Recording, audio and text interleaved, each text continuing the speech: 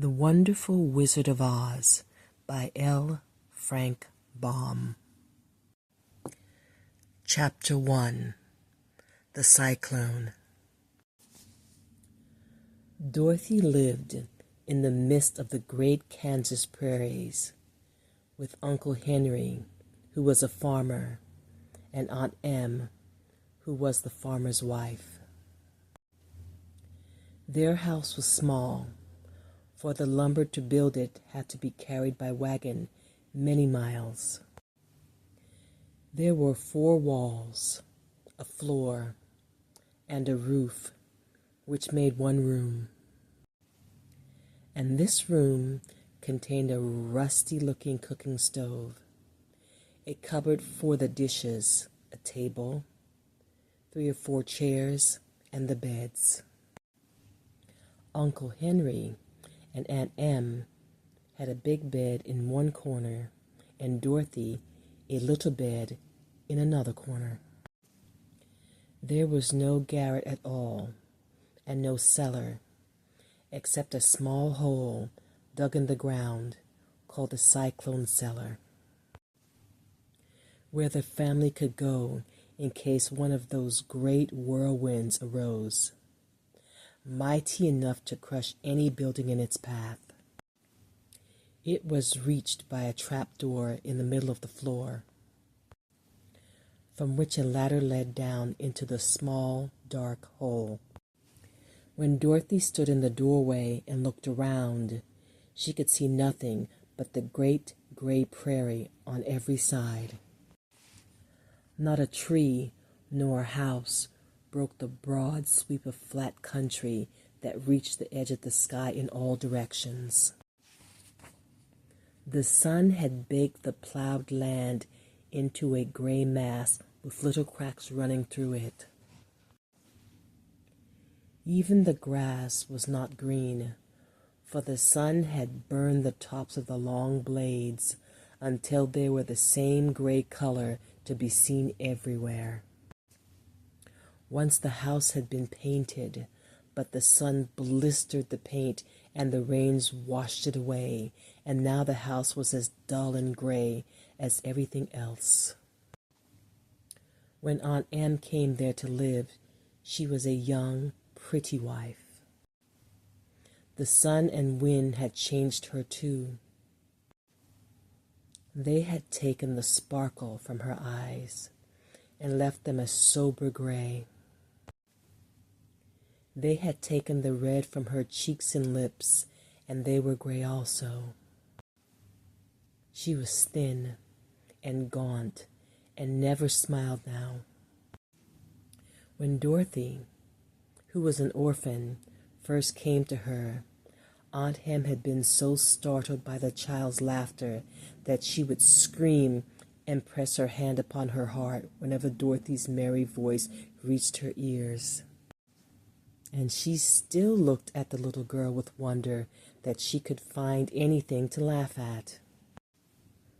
Uncle Henry never laughed. He worked hard from morning till night and did not know what joy was. He was gray also, from his long beard to his rough boots, and he looked stern and solemn and rarely spoke.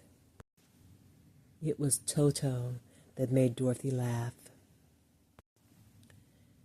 and saved her from growing as gray as her other surroundings. Toto was not gray.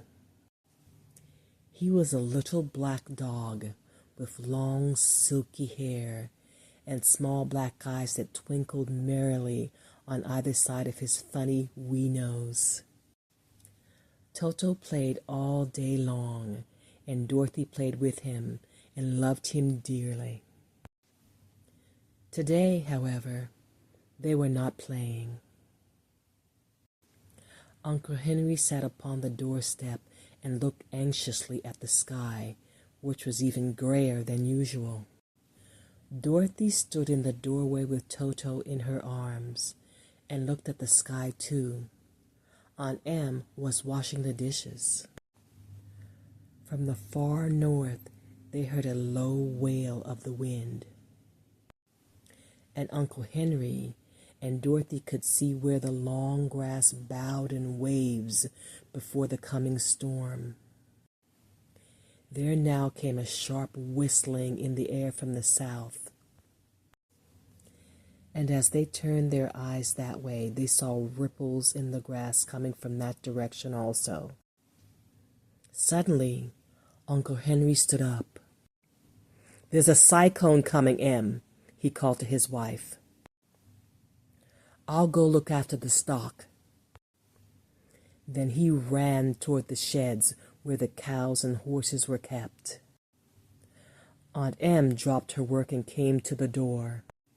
One glance told her of the danger close at hand.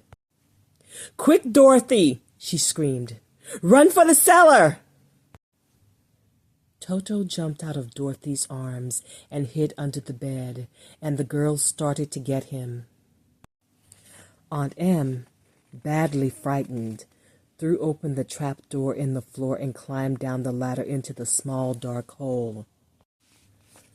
Dorothy caught Toto at last and started to follow her aunt.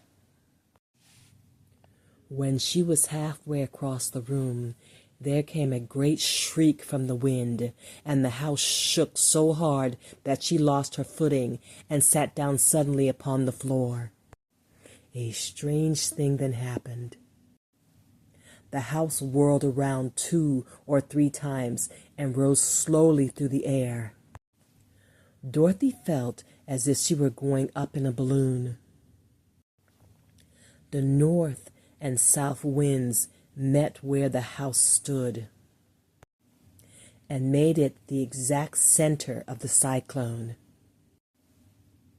In the middle of a cyclone, the air is generally still, but the great pressure of the wind on every side of the house raised it up higher and higher, until it was at the very top of the cyclone. And there it remained, and was carried miles and miles away as easily as you can carry a feather. It was very dark, and the wind howled horribly around her, but Dorothy found she was riding quite easily. After the first few whirls around, and one other time when the house tipped badly, she felt as if she were being rocked gently, like a baby in a cradle. Toto did not like it. He ran about the room, now here, now there, barking loudly. But Dorothy sat quite still on the floor and waited to see what would happen. Once Toto got too near the open trap door and fell in. And at first, the little girl thought she had lost him. But soon she saw one of his ears sticking up through the hole, for the strong pressure of the air was keeping him up so that he could not fall.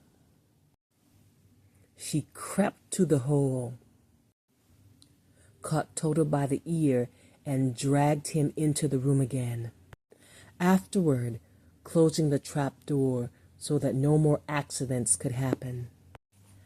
Hour after hour passed away, and slowly Dorothy got over her fright. But she felt quite lonely, and the wind shrieked so loudly all about her that she nearly became deaf. At first, she had wondered if she would have been dashed to pieces when the house fell again. But as the hours passed and nothing terrible happened, she stopped worrying and resolved to wait calmly and see what the future would bring. At last, she crawled over the swaying floor to her bed and lay down upon it. And Toto followed and lay down beside her. In spite of the swaying of the house and the wailing of the wind, Dorothy soon closed her eyes and fell fast asleep.